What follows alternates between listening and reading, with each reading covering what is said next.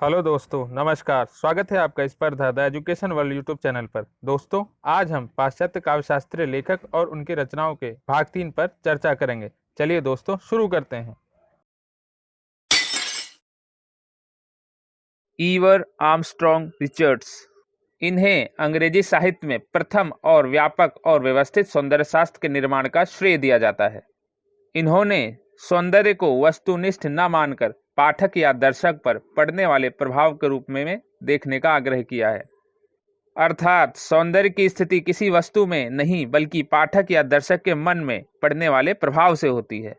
Richards के जीवन परिचय को देखें तो इनका जन्म 26 फरवरी 1893 को यूनाइटेड किंगडम में हुआ था और मृत्यु 7 सितंबर 1979 को यूनाइटेड किंगडम में हुई थी।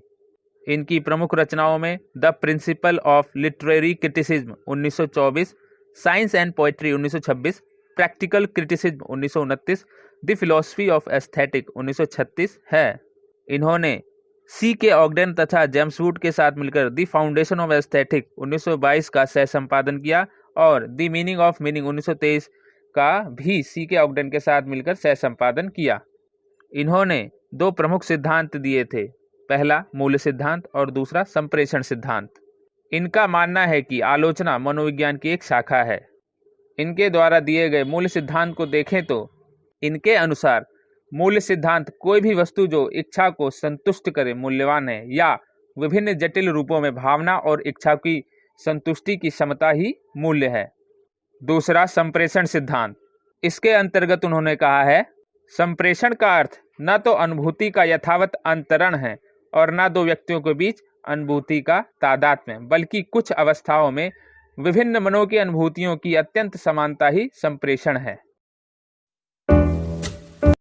फ्रैंक रेमंड लीविस ये मार्क्सवादी आलोचक थे। इनका जन्म 14 जुलाई 1895 को कैम्ब्रिज यूनाइटेड किंगडम में हुआ था और मृत्यु 14 अप्रैल 1978 कैम्ब्रिज यूनाइटेड किंगडम में हुई।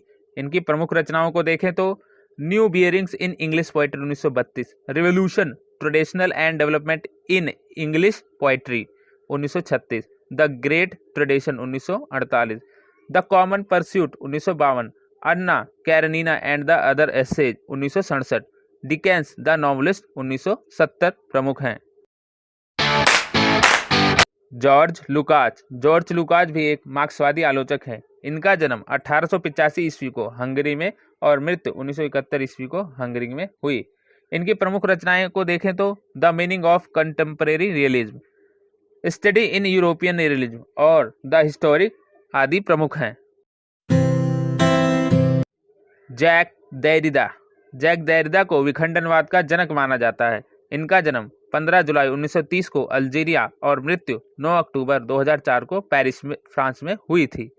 इनकी प्रमुख रचनाओं में देखें तो इनकी प्रमुख रचना है ऑफ ग्रामेटोलॉजी और राइट एंड डिफरेंस। देरिदा के विखंडनवाद को देखें तो विखंडनवाद के अंतर्गत कृति की समग्रता को खंडित कर उपपाठों के रूप में देखने की रीति पर बल दिया जाता है।